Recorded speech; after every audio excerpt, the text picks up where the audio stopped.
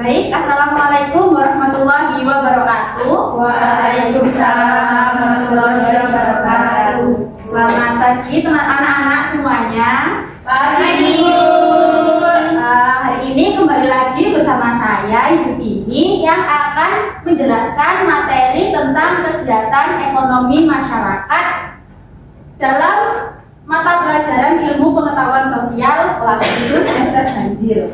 Sebelum memulai pembelajaran pada hari ini, alangkah baiknya kita berdoa terlebih dahulu. Untuk semuanya, untuk memulai pembelajaran hari ini, alangkah baiknya kita berdoa sesuai dengan kepercayaan masing-masing. Berdoa dipersilahkan.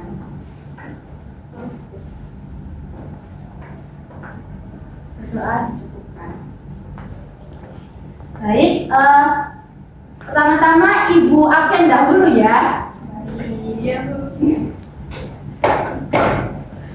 Untuk yang namanya Ibu sebut, tolong ajukan tangan.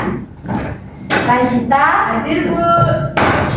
Kamila, Hadir, Bu. Tiffany, Hadir.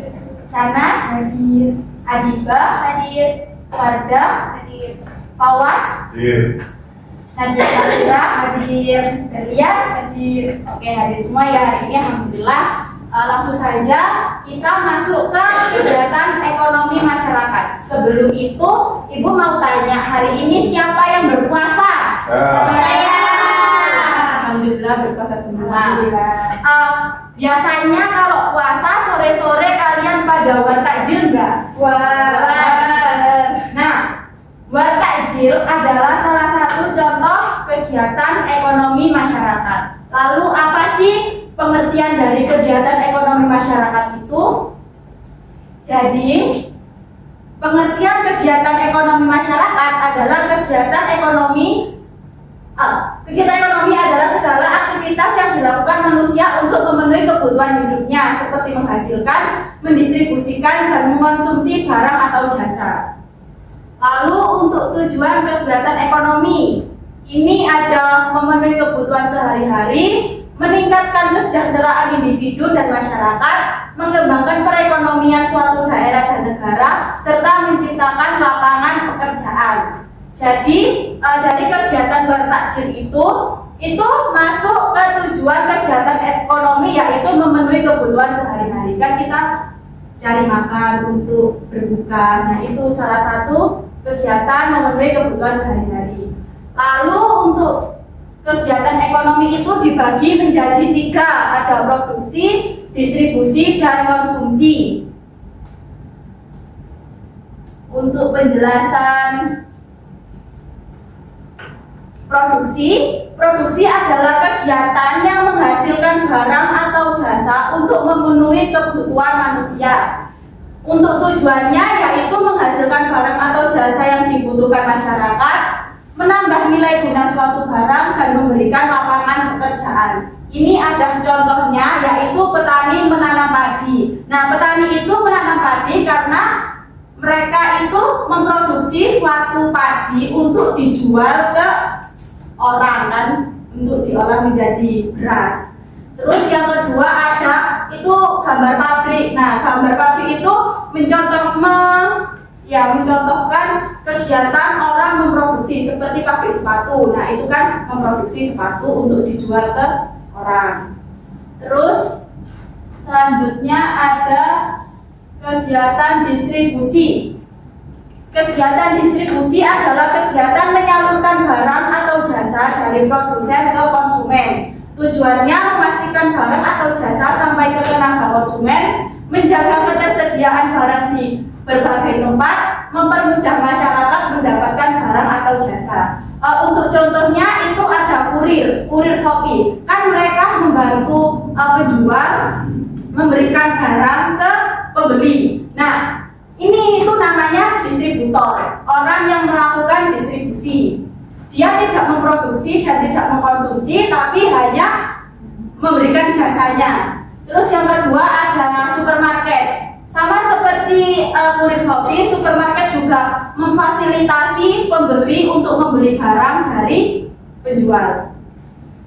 Terus selanjutnya ada kegiatan konsumsi. Kegiatan konsumsi adalah kegiatan menggunakan barang atau jasa untuk memenuhi kebutuhan hidup. Tujuannya memenuhi kebutuhan sehari-hari, mendapatkan manfaat dari barang atau jasa yang dikonsumsi, serta meningkatkan kesejahteraan hidup. Untuk contohnya ini ada anak yang dia menggunakan kertas untuk belajar. Jadi kertas itu membantu dia untuk mensukseskan cara belajarnya.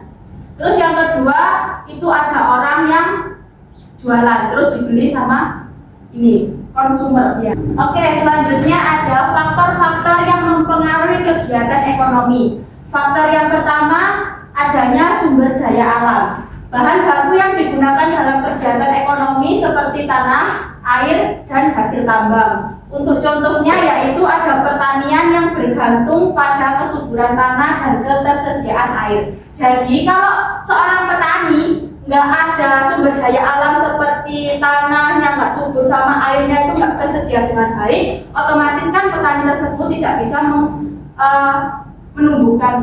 menanam padi dengan baik, dan imbasnya itu ya pasti nggak bisa dijual ke orang yang membutuhkan tuh. Terus selanjutnya faktor yang kedua ada tenaga kerja, sumber daya manusia yang berperan dalam produksi, distribusi, dan konsumsi seperti petani, pekerja pabrik, dan pedagang.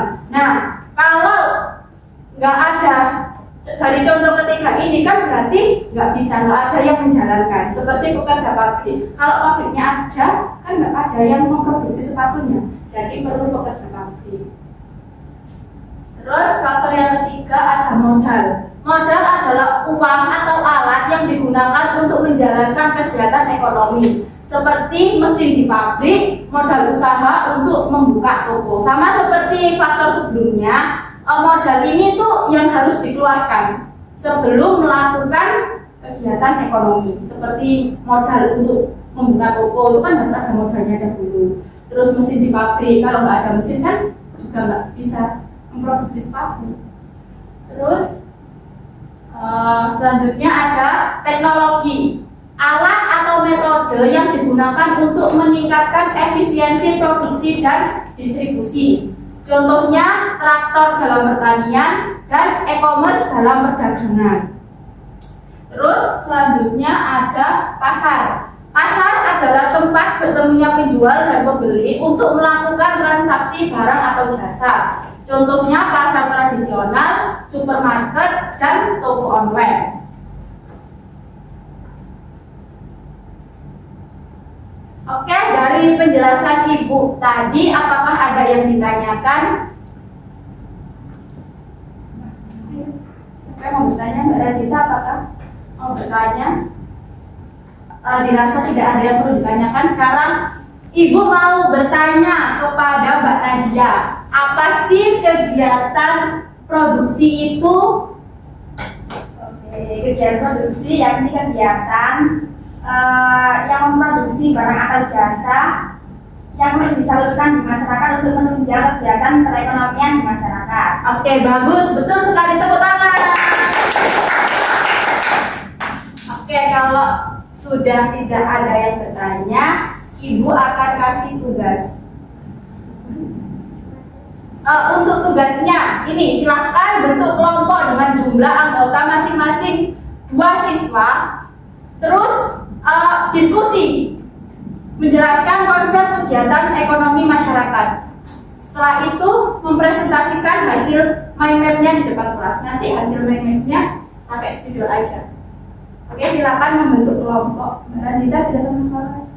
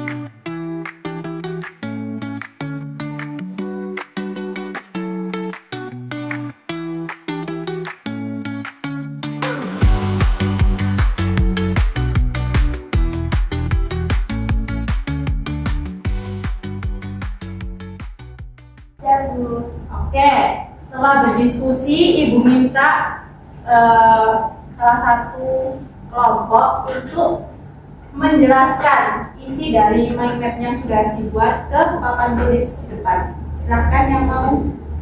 Saya. Oke, Mbak Adiba sama Mbak Farda silahkan maju ke depan. Ini ada garis gitu. Nanti dijelaskan secara singkat juga ya Mbak ya, biar teman-temannya paham.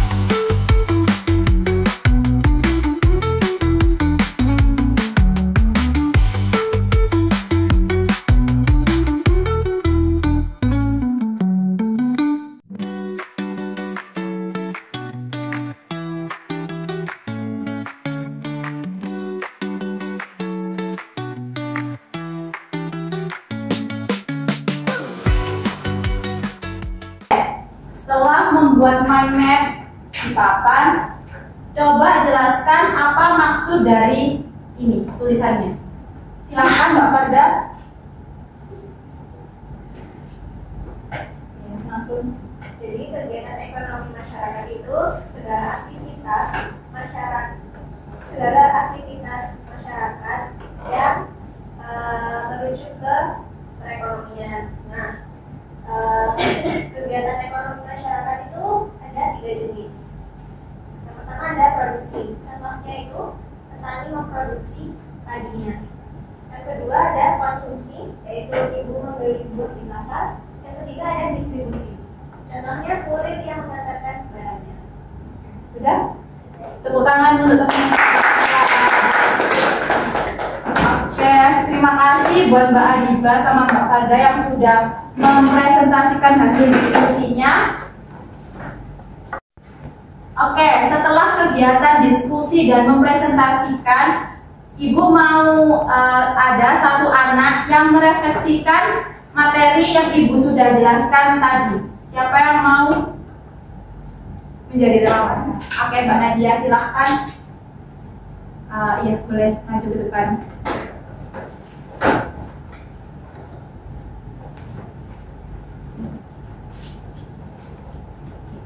Oke, jadi refleksi dari pembelajaran kegiatan ekonomi di masyarakat, yakni kegiatan perekonomian baik barang maupun jasa yang mencakup produksi, konsumsi, dan distribusi untuk memenuhi kebutuhan di masyarakat. Tepuk tangan semuanya. Ya, boleh kasih. Mungkin untuk materi kali ini kegiatan ekonomi masyarakat cukup sampai di sini. Untuk pertemuan selanjutnya yaitu materi tentang interaksi antar ruang. Untuk teman-teman sih, untuk anak-anak silahkan mempelajari materi selanjutnya yaitu interaksi antar ruang. Mungkin Ibu cukupkan. Terima kasih. Wassalamualaikum warahmatullahi wabarakatuh. Waalaikumsalam warahmatullahi wabarakatuh.